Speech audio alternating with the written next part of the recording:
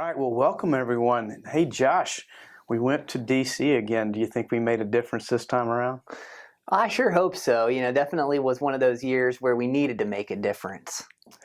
Yeah, this is not your first rodeo going to DC, and of course you got the structure of how we do things with the talking points and all. We're going to cover some of that today. But before we get into those talking points, I just wanted to ask you, compared to last year, there's been a lot of things that have changed. Change is constant in this world, but at a high level, what kind of things did you notice that NABIP might be interested in pushing this year versus, say, last year? Yeah, there was definitely a different atmosphere this year.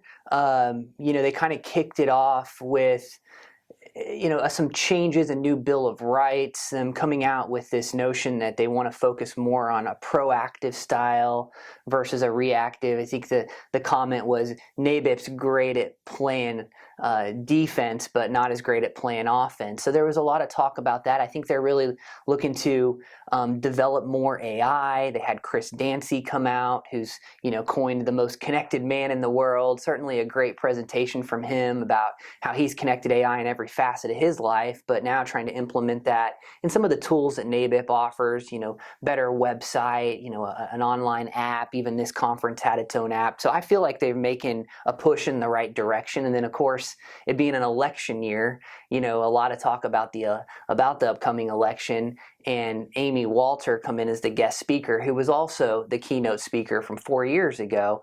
So it's interesting they bring her in on these election years, but she did a great job of just keeping it bipartisan and really kind of telling us this year it's all about Trump, and really 6 swing states that went to the Democrats this last election, and now we'll see how that all plays out. But definitely a great conference, and certainly some great topics and speakers. And she's so entertaining. Amy Walter's so funny. She's a good lady, and we appreciated her coming out for the second time. You'd referenced the Healthcare Bill of Rights, and just to quickly kind of go into that, NABIP, the National Association for Benefits and Insurance Professionals, got together last year and created a Delta task force. And fortunately, we were represented. The brokerage, I was asked to be a part of that to represent the Medicare talking points. And what we did was we built a healthcare consumer bill of rights. And the idea is to put the consumer first in the equation, just like what you were saying. It wasn't necessarily about an insurance agent, but really to focus on consumers with the healthcare bill of rights. So we'll probably do something else on a different podcast on that here in a few weeks to get more into that, but that's pretty exciting. But it also kind of underscores what you just said, playing offense. We're really good at taking the talking points that we've been given and going and telling people, well, here's what we think we should, what this bill will do, and here's the negative connotations of what this could have. Well, instead, we're on the offense this time. So that's going to be pretty exciting. More to follow there. But isn't it interesting, though, how they give you these talking points and then they kind of coach you on how to take those to the Hill and talk to the staffers? So do you have any comments or impressions about that? I think that's the most exciting thing about CapCon, and if I could encourage anybody to get involved and attend, the reason is as a citizen and an insurance professional, just going into Capitol Hill, meeting with your local representatives, and feeling like you're sitting down there and debating an issue, or maybe getting 100% agreement on an issue, but really being there and collectively coming together on these topics to try to push it, to try to make positive change. And they do a great job of kind of coaching you in that process, how to be prepared, how to talk to the staffers, what kind of questions you can ask, and of course some really good handouts to prepare you on those topics. So I feel like that's a really good part. And the other nice part about NABIP this year was they brought CMS in, they brought some House representatives, some staffers in to really talk about some of the Medicare caps, the drug negotiations, the impact of the final rule this year. And hearing from CMS, I think they acknowledge that they're doing their best to handle the bad actors, and they're taking it seriously, and they're really putting focus on the carriers to really police that situation. But I felt like There was even clarity on premium stabilization. I think a lot of people feel that PDP can only go up 6%, but really it's an average. So you got the WellCare PDP this year at 50 cents. That could go up 6,000%, but the national average staying at 6%. So it's just good, I think, to get clarity on some of those issues here from CMS. They also brought somebody in from the ACA this year, and the ACA, I think, has had this challenge of quantity, but now you've got, over 20 million people that enrolled in this last OEP, and now they're shifting to more quality and comparing brokers to metrics on Medicare.gov and figuring out how they can really get these metrics down in line and focus on the quality experience. Both on you're seeing that in CMS, right? They want, on the Medicare side, they want members to be able to come in a healthy experience, a healthy buying experience, curb some of these complaints. And then, of course, on the ACA side, they want the same thing, not some of this missing information on the application, AORs being changed. How can they really start to focus more on quality? It's something about the brokerage for almost 50 years that we've been in business that was started by Ross Hopkin, and his ability to kind of view the lens into the future and read the tea leaves, so to speak, about what kind of legislation was coming down the pike to help shape the markets in which we serve. Mm-hmm. And I have been able to learn, in a small manner of speaking, how to do that as well through the legislative lens. But what's very interesting now is we're also having to deal with a heavy-handed regulatory environment. Mm-hmm. And that was certainly evident in certain things that we've talked about in the past regarding the call recording in Medicare. Mm-hmm. And now there's a few other things that we're going to talk about here with Medicare today. But what I would like to do, just kind of set the stage for what we talked about, go back and forth a little bit and share some thoughts and opinions on that. And this year, when we get our talking points, they're broken down primarily into three areas. One of them was related to the employer group benefits arena.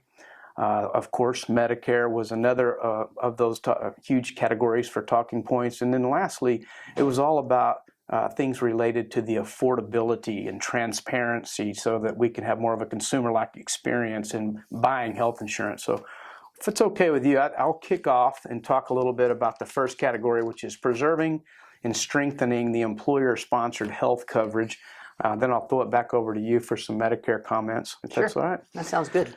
So the first part of this is about employer ACA reporting requirements. And, I can also say that in the individual world, there are still reporting requirements when it comes to health insurance. But a lot of these requirements, particularly on the employer side, are just needlessly burdensome and confusing for employers, consumers, healthcare insurance consumers, that is, health insurance exchanges, and particularly the IRS. They're the ones that have to control all this mess. This current system just exposes employers and individuals to a lot of threats of tax penalties and demands unnecessary personal identifying information from individuals. And what NABIP is saying here is that we really just need to take a pause on some of these heavy-handed regulations and step back and let the private marketplace take care of itself. So there were two bills that were introduced. One was the Employer Reporting Improvement Act, that's S3204, and the other is the Paperwork Burden Reduction Act, which is S3227, S being the Senate version of that bill. This will just help to ease the complex compliance reporting requirements for employers, and it allows employers to substitute certain identifying information and provides them with a little bit of a larger grace period, a bigger window of time for employers to respond to IRS letters. So that was one big area of focus. The other was regarding ERISA. Some of you may recall ERISA is the Employer Reporting Income Security Act. It was created in 1974. Many of you may have had to answer a question or two about that on your insurance licensing exam and thought, well, I'll never use that again. But ERISA was enacted to protect the interest of employee benefit plan participants and their beneficiary. It basically sets minimum standards for plans while also setting standards for providing information, fiduciary responsibilities, procedures for handling benefits, and remedies for beneficiaries. Real exciting stuff there, but really it standardizes a lot of the way that employers like the brokerage offer health insurance to our employees, and there's still roughly 160 million people that get their health insurance through their employer. So we're just saying here in these talking points, Maintaining preemption is essential to avoiding a fragmented legal landscape and ensure consistent, effective administration of employee benefit plans nationwide. So that was somewhat of a relief that we had emphasis still placed on group health insurance plans, because a lot of times I hear people say, well, NABIP does too much for Medicare. Well, 5 years ago, I would hear NABIP doesn't do anything for Medicare, so you can't satisfy everybody. We've infiltrated. But Medicare is a big focus for NABIP, and there have been a lot of things that NABIP's advocated for over the last couple of years, so let's kind of dive into that. Sure. What was your first impression here on the talking points? What's interesting is, in the previous years, there's been a laundry list of talking points, and we'll cover some of them today, whether it be, allowing COBRA to be credible coverage or flexibility on HSA plans. But, this year was really focused on broker compensation and compensation to FMOs. And I think that they wanted us to go into the Hill this year really and be focused on that particular item, and so that was what stood out the most to me. Is this is a big topic this year, and compensation, of course, is what allows us to continue to provide all the services that we do. So it being under the microscope this year, I think, was important, and it was an important message for us to take to the Hill. Mm-hmm. Well, and I'd like to inject right here for our audience, just to kind of remind them that the brokerage, we've invested a lot of time and money to go to Washington, D.C. and to sit down not only with our elected officials, but specifically some of the people that are shaping the regulations that we're talking about. Mm-hmm. And it was a privilege to be a part of a group of people who I went with to meet with the Ways and Means Committee to talk about the new administrative fees. But if you're a broker, why do you care what an FMO makes? That's really not part of their makeup. So it helps the brokerage and other FMOs to maintain our position in the marketplace.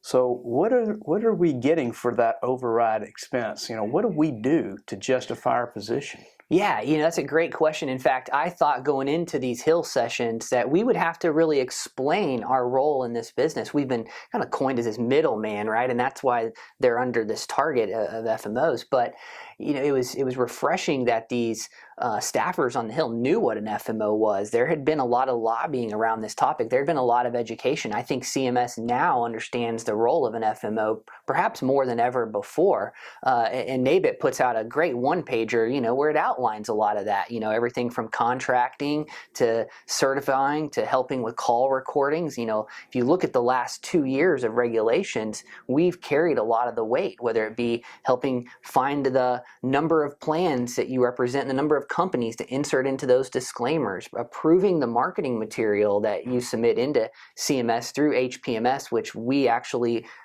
review and submit.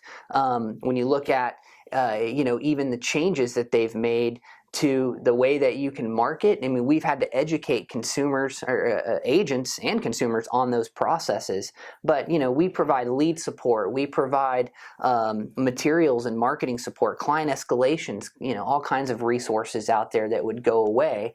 And now I think this is very evident, and they see how disruptive it would be to eliminate an FMO and, not provide the third-party marketing tools that we have that allow us, like Sunfire Matrix, to go out there and provide objective analysis. In fact, it's clear CMS wants you to do that because you have to tell them the number of plans you represent, kind of the notion that captive agents are under the radar. So I think the regs, unfortunately, didn't have the due diligence, and now all of us are having to bring that to light. Not to mention, we also are required to have a compliance officer. I mean, those aren't cheap, Right. And the call recordings, that's not cheap either. So let's say that the FMO gets taken out of the picture. What happens to all those services then? Who begins to provide them? Yeah, and that's exactly the debate, is that it would then transfer to the carriers. And now the carriers are going to have to take on that cost. And ultimately, the Medicare beneficiary, their consumers, is who pays the price, because MLRs are going to increase. Therefore, premiums are going to increase. Copays are going to get more expensive. The amount of value-added services won't be available. And that was really the main argument. It's, this is not going to serve the Medicare beneficiary well. In fact, it's going to take us backwards backwards because I guarantee the CTMs have gone down. Right, we all admit that there was some record years of CTMs, and I think that we'll discuss how that falls under the definition of a TPMO and who's really responsible for those increases in CTMs. But it's an industry-wide issue, and I think that we definitely have to focus on curtailing that, but it needs to be in a way where independent agents aren't paying the price, and ultimately then consumers getting fewer benefits and fewer services available to them. That's exactly the way I saw it too with regards to the fewer services, because I also look at this through the lens of the Medicare beneficiary, and I think to myself, right now, if an independent agent comes to me and they offer 10 or 15 different plans from 8 different companies, that might change in the future because they will not have the time or the ability to go out and do the research to get the different costs for the drug plans from each one of the Medicare Advantage plans or whatever. Whereas right now they can go enter that into, say, a Sunfire Matrix or other technology platform and be able to come back with a suitable plan recommendation. Right. And for them to have to go through and do that one plan at a time, most agents won't do that, and that's going to make the decision-making process more of a challenge, because now the beneficiary is only going to get to see one plan or maybe 2 plans because the agent didn't have the time to go and prepare that. That's right. So I don't like this regulation. Again, I go back to that heavy-handed regulatory environment. I think that if we just allow the private marketplace to do its job, that we will see better results. So. Yep. And I think too, just to add on a little bit to that, there are some things that we probably could see stabilize, like HRAs. There's some companies out there that pay, $200 for an HRA and others that pay $50. And I think CMS can look at that as pursuing business, one way to another, or steering that business one way or another. But we do see maybe the potential of something like that being capped. And so there are some regs in there that the carriers are supporting. There was obviously a lot of commentary that was submitted prior to January 6th, and now the final rule sits with the budget office, and we probably have another 3 to 4 weeks before we see exactly what the final rule looks like for this year, and we can react then. But definitely a lot to look at this year as we review the regs. Yeah, and for just future reference, when those regs are more finalized and become either a part of our fabric going forward or not, certainly we'll come back and do another podcast and make some comments on that. We never get tired of these subjects, because they keep giving us things to talk about. So, yeah, and there's other things in there that we'll unpack as well, like the DSNP election period. They're arguing that needs to be more restricted now. So when it all comes out and we have a final rule, then that's when we really look at, okay, how do we react to this? What's the new lay of the land? Yeah, speaking of election periods and changes and updates too, I should remind our audience, NABIP is still advocating to include Part D drug plan changes during the first 3 months of the year. Right now, as we know, it's mostly geared towards switching Medicare Advantage plans, or perhaps going from MA to original Medicare, but PDPs are excluded from that. Yeah. So NABIP will continue to advocate on that as well. Let me switch up. We'll come back to Medicare in a minute, but another thing that was important, and this is important for any age, is addressing the cost of care. Yep. And what I found very interesting was this concept of site-neutral reform. And this really more or less relates to Medicare. It eliminates disparities in cost based on location. The current practice allows for variable pricing of identical healthcare services depending on whether they're provided in a freestanding clinic or an outpatient hospital setting. This variation can complicate budgeting issues for employers and for Medicare beneficiaries, and it leads to unnecessary cost burdens on consumers. So there's been some new bill introduced. This is a House Bill HR 5378 called the Lower Costs, More Transparency Act. And basically, it'll enact site-neutral payment policies to ensure that Medicare beneficiaries and other consumers are paying the same rates for physician-administered drugs in an off-campus hospital outpatient department as they do in physician offices.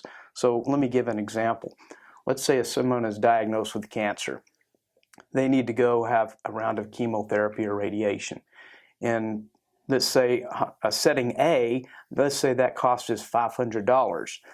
But setting A, which is a physician-owned practice also has a facility across the street. So we'll call that setting B, where they're able to charge $1,500. Right. So site neutrality simply means whether you get a service performed in setting A or setting B, you get charged the same amount of money. Right. Any impressions on that?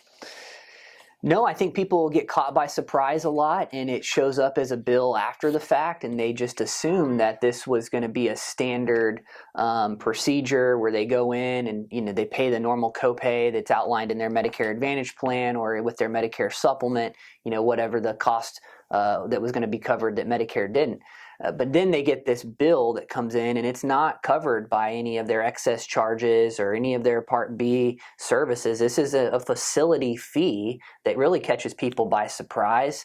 And I've even heard of some that refuse to have the service done if they are going to be administered in a site off of the provider's specific office where that facility fee would be charged. So it's a big issue, but only those that really know about it can circumvent it. And a lot of times I think it's just, unfortunately, it's coming after the fact and then they weren't aware of it. Yeah, this kind of falls back in line with that healthcare consumer bill of rights, and some of what we're talking about will be baked into how we view things like this and how we grade these bills to be able to give better talking points to those who create the bills about what the side effects may be on that. Yep. Another thing that addressed the cost of care is transparency. It's crazy to me that, let's say I wanted to go buy a box of cereal. I could go down to my favorite grocery store, and I bet I'll probably have 300 different types of cereal from which to choose, and every single one of those has a price. I know exactly what I'm going to be paying by the bowl. Right. But when it comes to healthcare, and this is true about just almost anything in life, where you go and you know what you're paying, except for when it comes to healthcare, and yet it's determined by a third party that wasn't involved in the actual healthcare transaction, and then you get an explanation of benefits, or worse, like what you just got through saying, a balanced bill, something that's due. So NABIP has come up with a couple of bills that we're supporting. One is S3548, called the Healthcare Price Transparency Act.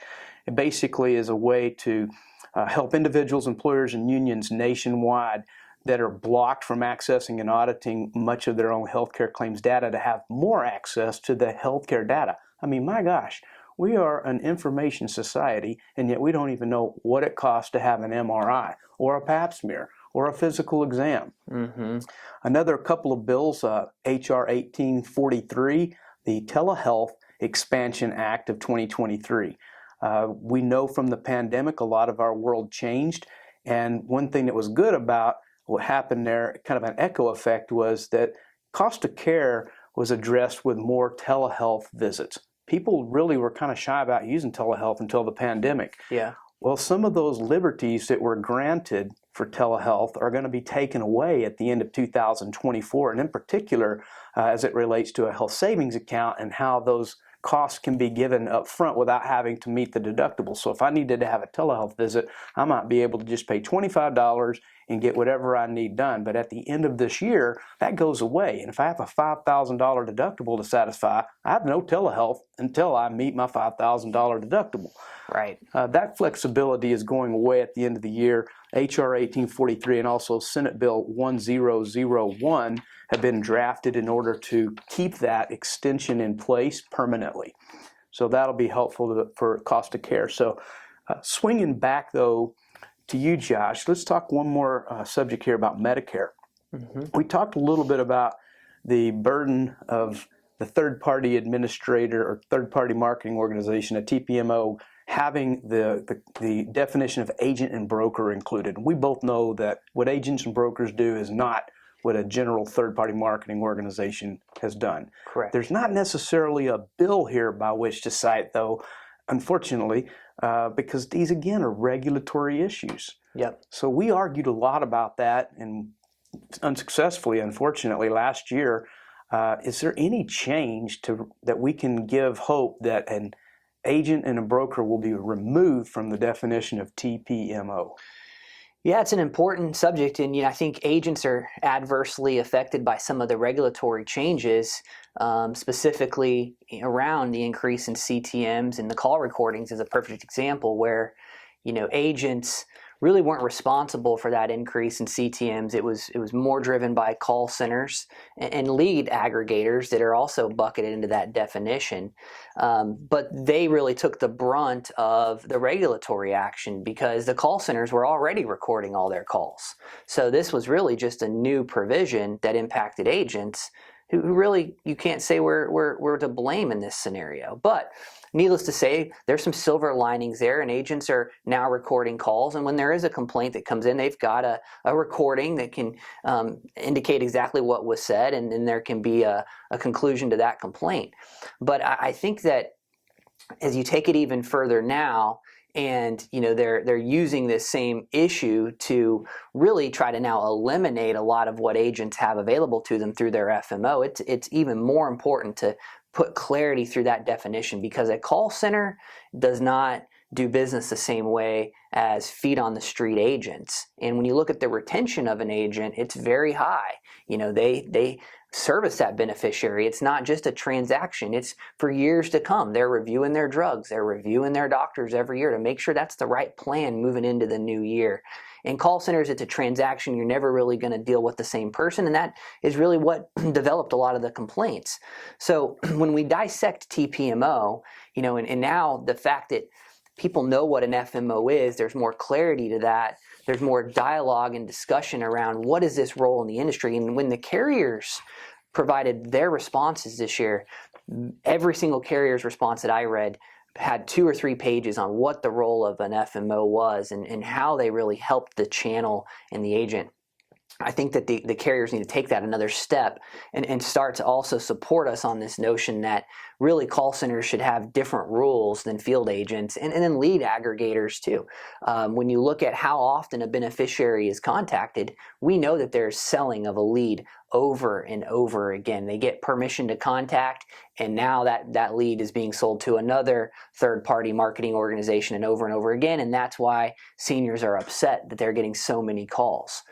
If we could solve that issue where, and even now the FCC has suggested legislation that would prevent you calling a beneficiary more than twice off of an incoming lead, that it was one time of contact and then that lead is dead. And I think that right there will curb some of it. But we all have different really roles in the industry, and we've got to dissect that and make it clear that a TPMO is too broad of a definition.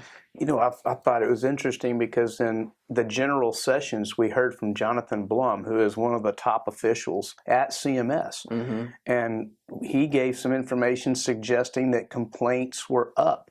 And then that very same afternoon, I go into a breakout session and someone is there from the Ways and Means Committee, and his opinion was that complaints went down. Right. What's your impression? Yeah, I think the phrase Jonathan Blum used on stage was record number of complaints to Medicare. And I think we're operating in a time where we've had record complaints, but I feel like that data has been stretched over a number of years. I think it's very important in this discussion to look at the data that's current. What have the results been from call recordings and the disclaimers and restricted marketing requirements? You do not see a lot of the commercials that you used to see. The Joe Namath ads are off the air. There was far less of the Medicare hotline this year. How has that impacted the market? How is all of us having to record our calls, having to wait 48 hours after a scope of appointment? How has that impacted CTMs? I would be very surprised to see they were still going up, and I think that's the data that we're calling on our representatives to ask CMS to put forth. Why such an extreme final rule, or proposed rule rather, when you haven't really even looked at the results of the last 2 years? Yeah, right, exactly. Well, no doubt that DC, there's a lot going on all the time throughout the year. I look forward to going back again and continuing to advocate on behalf of our brokers that we serve. So, just to kind of summarize some of these things, because we saw and we heard a lot, NABIP's focus this year was on protecting employers, making sure that we still have a healthy environment for employer-sponsored health plans. Also promoting healthcare transparency to empower consumers so that they can do a better job of making sure that they're getting the best value whenever they seek healthcare services. And of course, We've heard quite a lot about Medicare regarding the role of a FMO, field marketing organization, the role that agents and brokers play with TPMOs. But then quickly, as we wrap this up, do you have any final thoughts regarding COBRA as creditable coverage or health savings accounts, contribution past age 65, or adding PDP switches into the Medicare open enrollment period? Yeah, those are still very important issues. While they weren't the focus of this CapCon, still a very important issue for NABIP. COBRA being credible coverage. It's funny how long it's taken, for this to go through the process, still not being passed. I'm so surprised. But the fact that it's equivalent to your employer group coverage, it's mandated that it be equivalent, but then you're left, having to owe a penalty on your Part B, on your Part D, because you were really not informed by your employer. There's so much confusion around it being credible coverage that it's a major issue still, and it impacts a lot of beneficiaries that are retiring. And then with HSAs, just being able to continue to contribute to an HSA beyond your employer years, I think there just needs to be more flexibility and innovation built into health savings accounts. And then, of course, that's, again, our system. A lot of times these things are changed through legislation at the last minute. And when they redefined and brought the OEP back, we were really excited. Hey, it's back. It was missing for a couple of years, but then it comes back and it's kind of it's missing half of the equation, and that's PDPs. Hey, Medicare Advantage can enroll in another plan during the OEP if they made a choice during AEP, but not with your PDP, where you have formulary changes that are unexpected. You get to the pharmacy and all of a sudden the tier level is different. You can't change your PDP. That's a major problem. I'll add one in too that's not on the list now, and it's an SEP for provider changes. We're dealing with so many more hospital negotiations now and terminations with providers in the middle of a plan year, yet the beneficiary can't make a change to their plan through a special enrollment period. If there's a drought or a flood that didn't even affect you, you may be able to utilize an SEP from weather-related instances, but it's a major disruption like a provider change or a formulary change, and you're left with your plan throughout the rest of the year. Right. Well, the business of insurance and going to Washington, D.C., to me was just an excellent investment in time and money, and we'll continue to do that. And I've been privileged to be there for probably around 20 different CAP conferences now. And each time I go to D.C., I always pick up something else that I just thought, man, that was super cool. For me this year, it was the Ukraine rally in front of the Lincoln Memorial on a Saturday afternoon, and just listening to the citizens that were talking about the issues that were real issues, not just what I'm being told to think about by Fox or CNN. Was there anything that you took from this year on a personal level that was just really cool that made you proud? Yeah, I think just getting into DC and, after you do your first Hill visit and then you come back the second time, you kind of know the process. All right, I'm going to ask a few more questions this time. I'm going to press them a little bit more for a sense of urgency. I'm going to take that business card and email them and try to, get dialogue going. And you really feel like you're involved in the system. I would also say just get involved in NABIP. If you're going to be a part of this industry, as you can see through our discussion today, there's always going to be regulatory changes. There's always going to be some kind of battle that we're fighting to make positive change for all the beneficiaries we serve and the agents that work amongst us. So just being involved, and then if you're there, take the opportunity to visit the city, right, and see the monuments, see the White House, see Capitol Hill. There's so much there that you can do to enjoy your time. No doubt. Well, for our audience that would like to learn more about these talking points from NABIP in general, I'd encourage them to visit the National Association of Benefits and Insurance Professionals website at nabip.org. That's NABIP.org. And of course, I would also be remiss if I didn't mention that we have a new and improved website. I would encourage our audience to go and check out our new fresh look at thebrokerageInc.com. So thanks, Josh, for your impressions today. It's always good to talk to a smart man like you. No doubt. Gosh. Well, thank you. I appreciate you getting me on board and encouraging me to be involved. It's certainly rewarding, and I encourage all others to get involved as well. All right.